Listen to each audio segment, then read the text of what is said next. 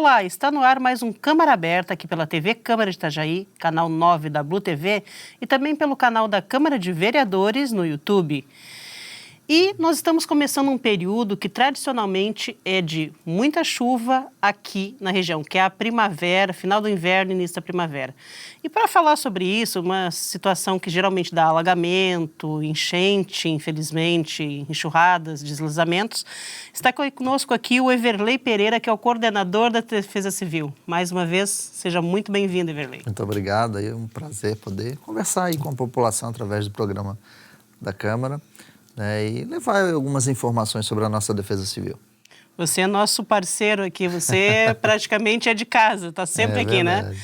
Everley, vocês lá na Defesa Civil têm acesso às condições climáticas, às previsões e tal. E faz aí um exercício, né?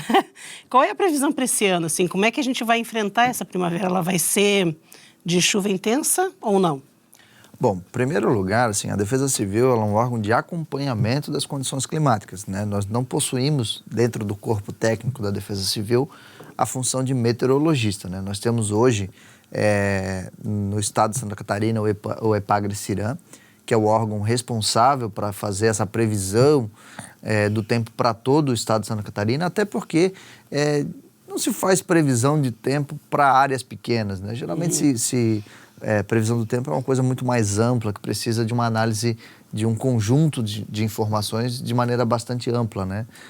As cidades, elas são conectadas em termos de clima. Então, não vejo necessidade, apesar de que a gente tem alguns municípios que possuem meteorologista no seu corpo técnico, não vejo essa necessidade de se ter. O CIRAM cobre muito bem essa função, abastecendo as cidades. E hoje, nós não temos informação confidencial. A Defesa Civil não recebe nenhuma informação diferente daquela que é publicada no site do CIRAM, que é publicado em todos os sites que fazem previsão do tempo. Então, hoje, essa democratização da informação, ela é muito importante, porque ela faz com que as pessoas conheçam. Mas vocês têm um método, um canal, alguma coisa que consiga replicar essa informação, porque muitas vezes as pessoas recorrem ao site da Defesa Civil diretamente e não sabem como procurar, por exemplo, o CIRAM. Justamente, né? A Defesa Civil, ela faz uma compilação desses dados, tanto emitidos pelo CIRAM, como emitidos pelo INPE, como emitidos pelo CPTEC, como pela própria Univale, pela Marinha, porque temos a questão das marés. A gente faz uma compilação dessas informações e colocamos ela todos os dias no boletim da Defesa Civil, que é feito diariamente, né, e postado no nosso site para que as pessoas tenham acesso a essa bagagem. Lá a gente faz toda essa citação de fonte, da onde foi buscada essa informação. E então, voltando à minha pergunta, assim, você já sabe mais ou menos como é que vai ser esse período? Se vai ser de chuva intensa, se não vai ser? Bom, esse período de transição, saída do inverno e entrada na primavera, ele é um período bastante difícil para o sistema de meteorologia. Eles têm um grau de acerto bastante complicado em relação a isso, porque geralmente é feito por trimestre, uma mudança. Existe o lançamento das previsões trimestrais, né, que servem basicamente para a agricultura e para a moda de uma maneira geral, para saber a tendência de frio e tudo mais, né? Mas a previsão trimestral para a Defesa Civil, ela não diz muita coisa. Vocês trabalham com dados mais diretos do dia a dia? Pontuais, justamente. Períodos de curta duração são mais importantes para a Defesa Civil do que previsões trimestrais. Como eu comentei, previsão trimestral ela é um indicativo, mas não quer dizer que por exemplo, nós temos agora previsões de chuva dentro de uma média climatológica, né? Como nós já tivemos vários anos seguidos previsões indicando chuva acima da média. Mas isso não quer dizer que a gente vá ter um desastre natural com base nisso, né? Como eu comentei, é um indicativo que vai ter um pouco mais de chuva ou menos um volume menor de chuva.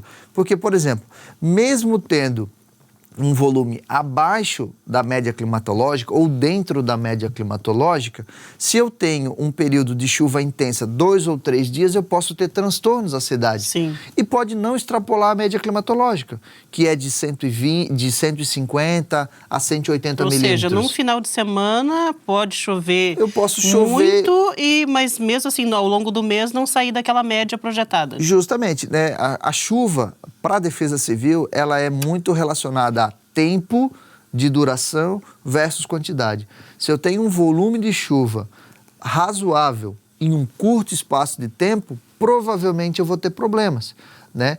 Então, às vezes, é mais fácil eu ter períodos de chuva, pode até ter um volume maior, distribuído ao longo do período, eu tenho uma chance muito menor de ter desastres. Então, para nós, o período de curta duração é muito mais importante. Os avisos meteorológicos que são postados, chuva intensa nos próximas 24 horas, para nós é muito mais significativo do que a questão trimestral. Mas, Everley, assim, pela tua experiência, aí você já está há 6 anos à frente da Defesa Civil de Itajaí, esse período agora, entre o final do inverno e o início da primavera, tradicionalmente tem um volume intenso aqui, né? Sim, ele é um período bastante delicado, porque são períodos onde eu tenho a questões de temporais de final de tarde bem intensificados, assim como é no verão, a questão de chuvas com presença de granizo também intensificado, né? Então a gente tem um histórico de recorrência que nesse período requer um pouco mais de atenção, mas nada que vá fugir de uma normalidade,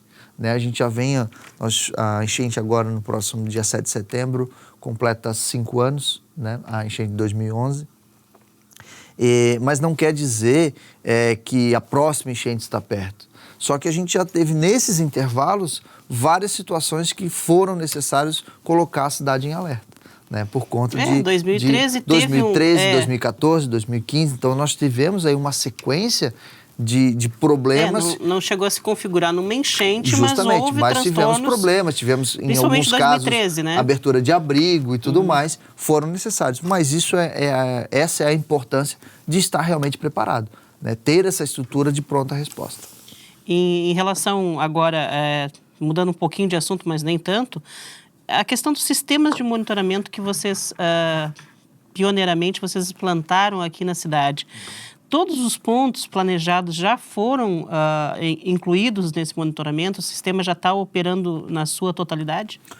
Sim, o nosso sistema, ele foi, eu posso afirmar isso com toda certeza, uma ferramenta muito assertiva, né? O município investiu um recurso que, na minha visão, é um recurso pequeno, em torno de R$400 mil.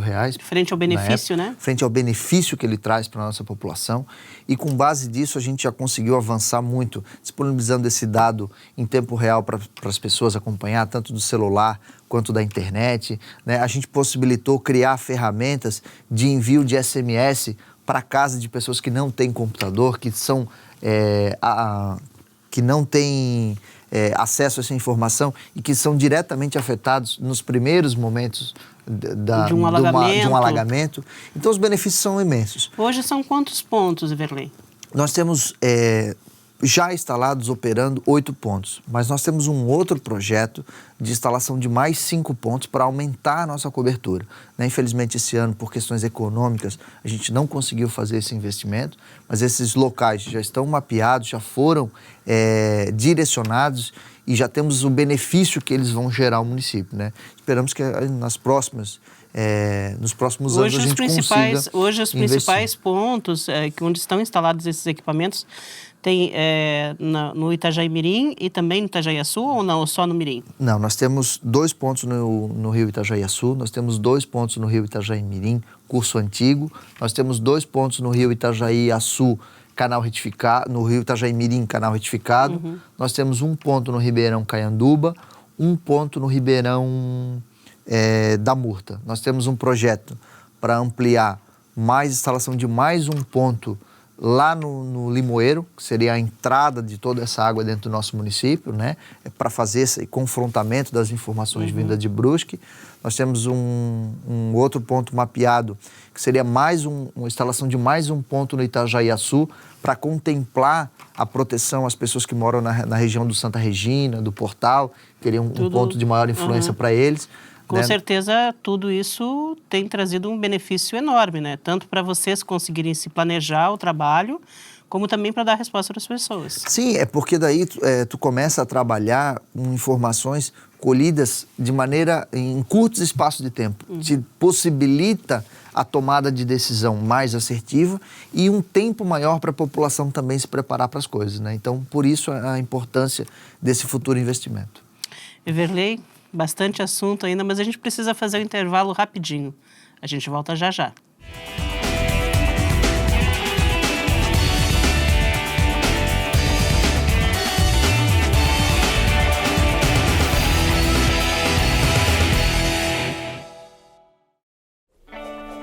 Repolitizar é a nossa nova maneira de fazer política. A Câmara de Vereadores de Itajaí definiu medidas sérias nesta atual gestão. Com o Plano Câmara Sustentável, houve uma reforma administrativa e tivemos uma melhor gestão de recursos. Isso rendeu economia de 30% na verba anual da Câmara e foram devolvidos mais de 10 milhões de reais para a Prefeitura. Isso mostra uma gestão eficiente, comprometida e com resultados consistentes. Venha com a gente repolitizar.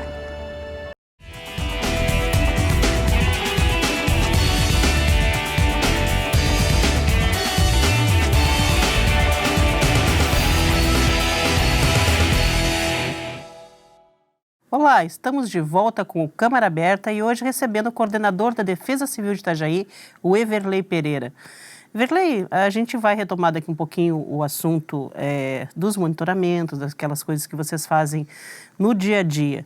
Mas eu queria saber o seguinte, teve uma ação agora, entre o final de agosto e o início de setembro, uma ação que vocês fizeram junto com o Porto de simulação. Que ação foi essa?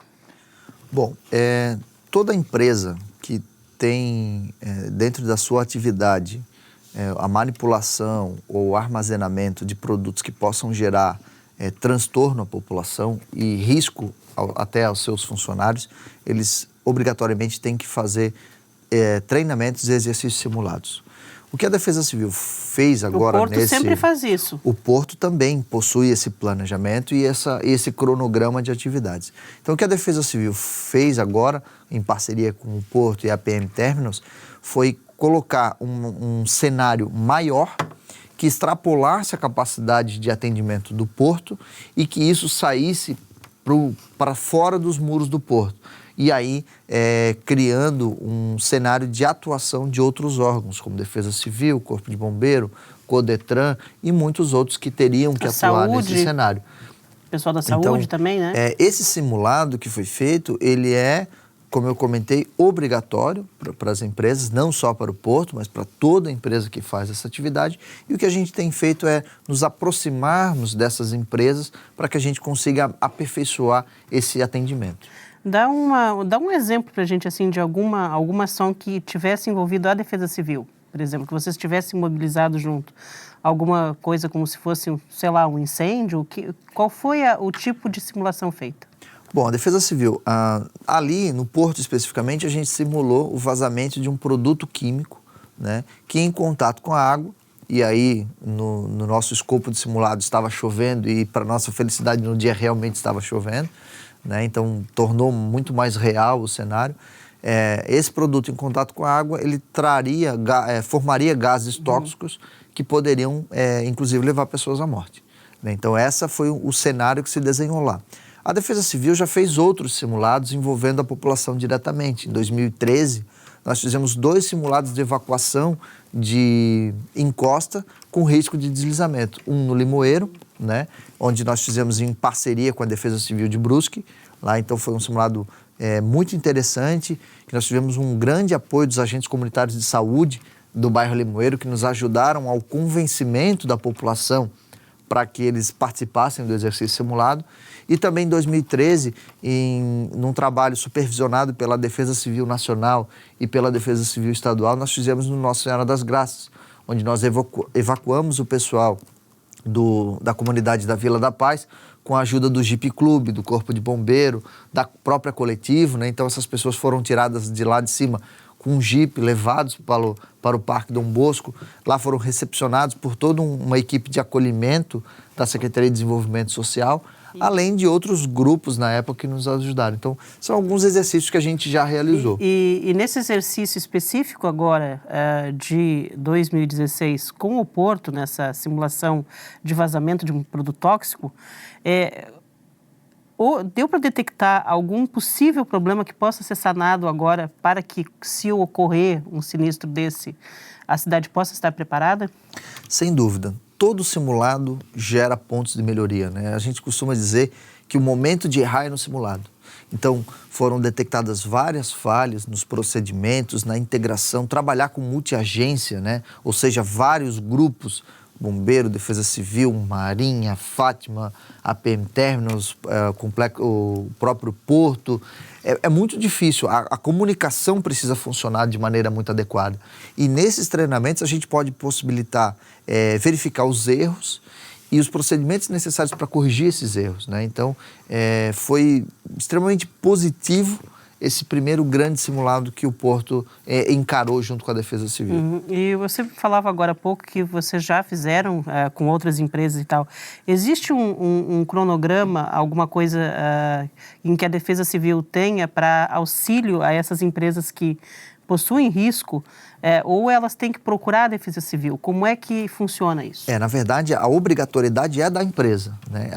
Ela pode, por si só, fazer o seu simulado internamente, né, com a proporção que ela define, mas aquelas que querem simular ou querem um auxílio da Defesa Civil, tranquilamente a Defesa Civil pode fazer esse auxílio. Então, o que a gente tem feito, nós temos um trabalho já de 3 anos, que é de fiscalização e acompanhamento de todas as empresas que executam atividades que possam gerar risco com produtos químicos.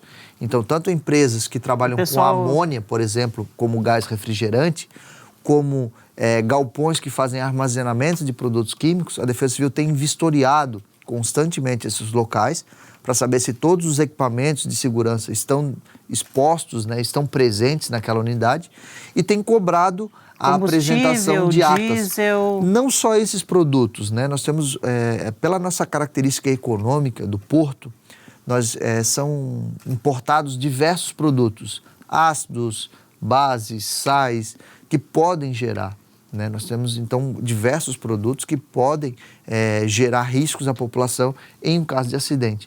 E, além disso, nós temos feito um trabalho muito intenso com os órgãos de trânsito, tanto o Codetran, como Polícia Rodoviária Estadual, como a própria Polícia Ambiental, na questão da fiscalização do transporte de produtos perigosos no município. Então, a gente tem preparado, ao longo dos anos, essas ações. E, por isso, a gente, há muitos meses, né, nós estamos sem nenhum tipo de ocorrência envolvendo produto químico, que era muito comum em Itajaí ter vazamento de amônia, que é um gás tóxico que pode levar à morte. Inclusive, nós tivemos agora, recentemente... A amônia é usada mais na questão da pesca? Não, a amônia ela é um gás refrigerante. Ela é usado em grande escala para refrigeração.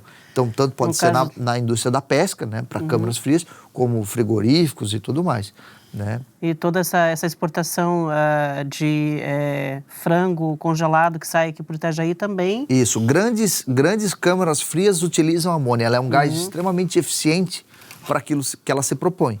Entretanto, é importante ter vários cuidados no armazenamento e na manipulação desse produto. Então, aí entra a Defesa Civil, né, como órgão fiscalizador, que tem elaborado pareceres, encaminhado aos órgãos que têm poder de autuação, porque não é nossa competência a autuação das empresas, e sim apontar falhas e procedimentos de melhoria, e aí a gente caminha para os órgãos para providência. Em relação a isso, você falava que vocês dão esse suporte às empresas, mas e o pessoal da própria Defesa Civil, ou criando pequenos núcleos, por exemplo, nas empresas para conseguir atuar isso?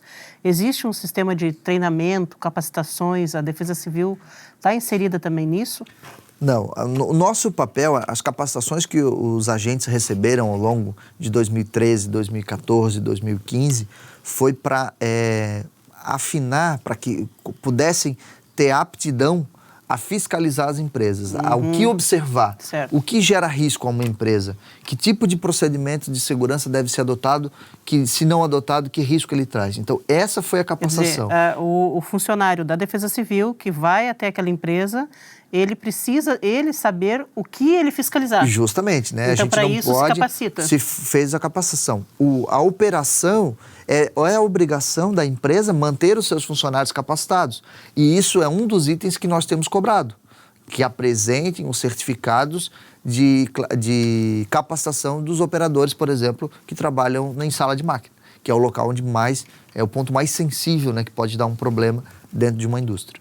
E com relação, por exemplo, vamos voltar um pouquinho para encerrar o bloco no simulado do Porto. Você disse que houve um problema de comunicação que foi detectado. E, além disso, transtornos de trânsito, isso também foi aferido, não? Também. De uma maneira geral, tudo é observado, né? A localização da área segregada do porto é uma das questões que foram levantadas. Nós temos ali, porque para chegar e para sair dali é muito difícil. No centro, né, de um shopping center, de escolas, né? Hoje, o complexo portuário está encravado no centro da cidade. E isso tem vários problemas, né? Nós temos problema da questão de mobilidade. Para se fazer um exercício simulado onde a gente procurou, em acordo com a Codetran, manter um tempo menor possível de fechamento das vias, a gente já viu o transtorno que deu. Né? Então, numa situação real, onde a gente tivesse que ficar várias horas com um raio de evacuação até superior ao que foi utilizado no simulado, sem dúvida nós teríamos reflexos significativos no trânsito. Everley, a gente vai fazer mais um breve intervalo. Na sequência, a gente volta falando mais sobre a Defesa Civil.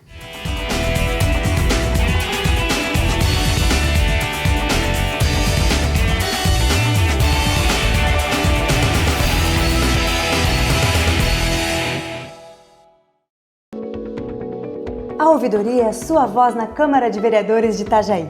Ela está aqui para defender os interesses do povo, orientando, respondendo com clareza e, acima de tudo, assegurando os direitos do cidadão. Por isso, na hora de dar sugestões, pedir informações ou reivindicações, é só ligar 0800 648 3040. Fale com a ouvidoria e exerça sua cidadania. Uma campanha da Câmara de Vereadores de Itajaí.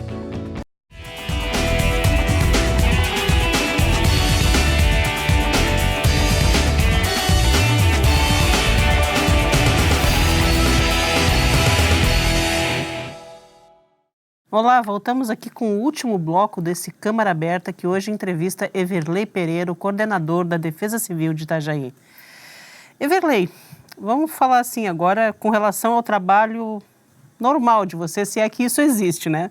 Não existe sempre um trabalho, digamos assim, cotidiano.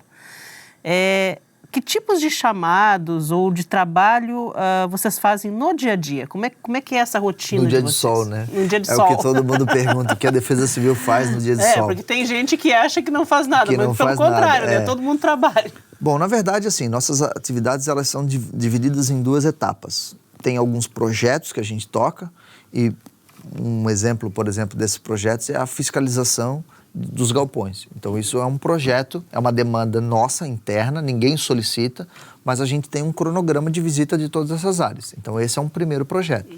Nós temos um outro projeto que agora a gente está revisitando todas as áreas de encosta, né, para saber se houve novas ocupações, se houve ampliações, se os locais que foram apontados em 2014 continuam na mesma situação, se melhoraram, se houveram agravamento. Então, esse é um trabalho interno, né? Já são projetos prontos que continuam sempre sendo renovados a cada ano. E também nós temos a questão dos chamados. As pessoas procuram a Defesa Civil para tirar as suas dúvidas. Na grande maioria, em Itajaí, nós temos um grande problema. Nós temos um solo que não é favorável à construção civil. Nós temos um solo que não tem muita capacidade portante, né, como se fala em termos de engenharia. São solos moles, de camadas profundas de solo mole, e acabam gerando transtornos entre vizinhos. O tipo de formação aqui O da tipo região, de formação, né? a localização geográfica do nosso município, nós somos uma planície, né? E toda a planície ela é 2 rios formada cortando, por solos muito... aluviares, né? Solos moles. Então, são algumas características físicas do nosso solo. Então, ele é ruim. Isso causa transtorno. Então, às vezes tem uma casa, o cara do lado vai construir uma casa muito maior, acaba gerando peso, às vezes o próprio engenheiro não faz a observação necessária que deveria em relação ao impacto de vizinhança gerado e acabam gerando rachaduras e algumas brigas que acabam, infelizmente, indo para a esfera judicial.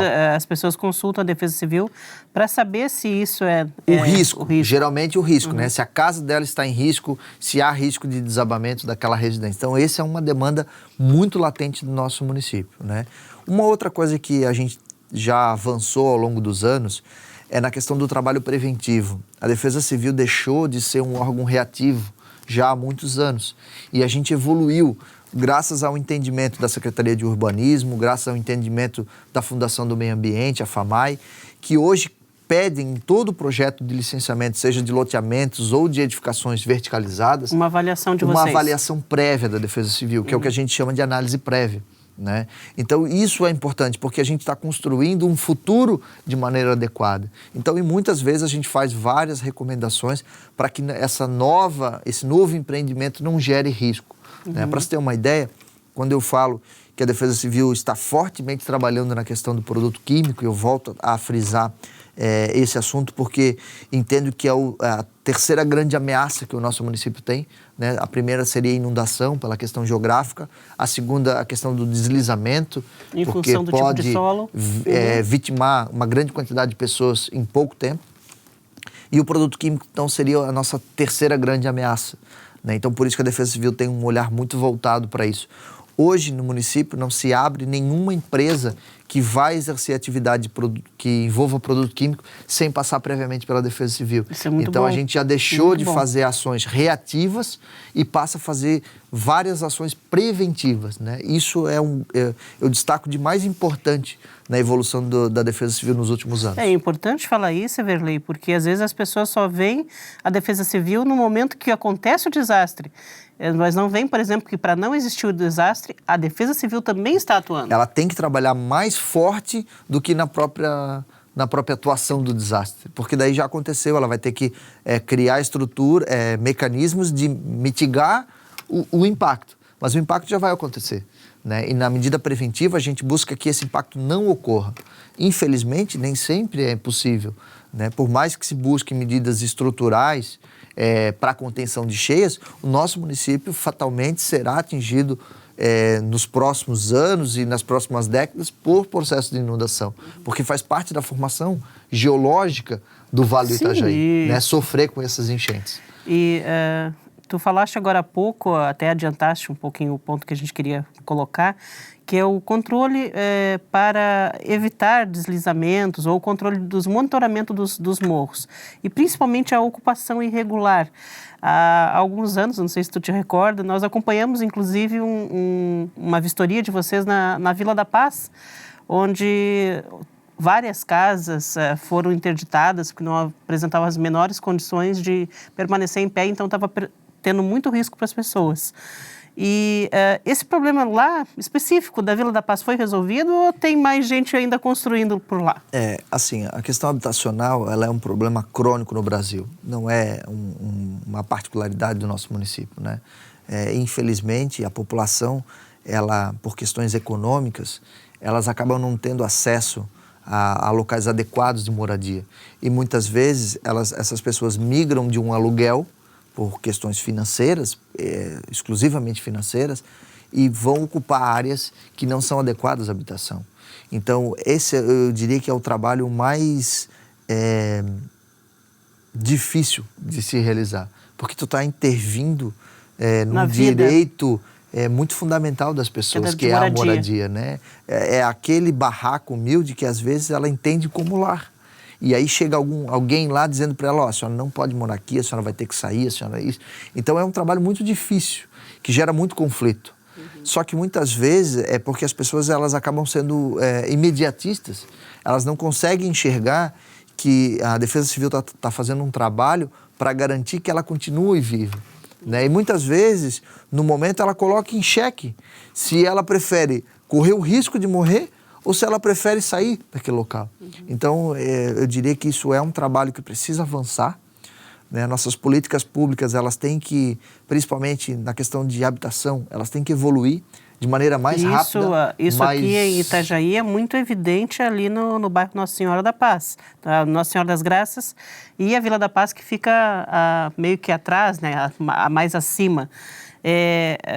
Essas construções irregulares, elas pararam? Vocês têm feito, vamos colocar aqui um termo inadequado, que seriam rondas, não é exatamente isso, mas vistorias nesses locais? Eu não diria que elas pararam, né? Eu diria que talvez elas diminuíram a intensidade, a frequência que elas vinham acontecendo.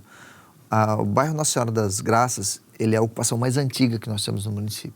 Ela tem mais de 50 anos aquela ocupação, né? Então, vendo dessa ótica, já se percebe que o problema é crônico realmente, de muitas décadas, né? São 50 anos pensando nessa questão da ocupação indevida daquelas áreas. Eu diria que nós temos que avançar em duas partes bastante sensíveis dentro do nosso município. O processo de fiscalização urbanístico, né? Os fiscais de controle urbano hoje são num número muito pequeno dentro do município. E o planejamento, né? Também habitacional para projetos populares. E a questão habitacional, projetos habitacionais, eles têm que sofrer mudanças para ser mais ágeis e a gente conseguir diminuir gradativamente essas ocupações. O mesmo ocorre também com as populações ribeirinhas, que vem a chuva, sobe a água, sai, aí de repente volta para lá. O princípio é o mesmo, né? Só que se me perguntar hoje qual seria a prioridade da Defesa Civil, sem dúvida seria tirar as pessoas do morro, porque a nossa enchente ela tem uma característica gradual, ou seja, ela acontece com um certo período, então é possível fazer intervenções e garantir a vida dessas pessoas, né? Agora a questão do morro, muitas vezes às vezes não ela dá. É de maneira muito abrupta e não dá chance de defesa para a população, onde faz vítimas aí pelo Brasil afora. Everley, eu quero agradecer imensamente mais uma vez a tua presença aqui, mas eu quero que você coloque para a população quais são os telefones da Defesa Civil e quais são os cuidados que elas devem ter de forma imediata. Bom, então eu deixo aqui, além do telefone, né, o 3341-6199 ou o telefone de emergência 199, a Defesa Civil tem uma política de comunicação através do site defesacivil.itajaí.sc.gov.br. Lá são postadas informações diariamente, né?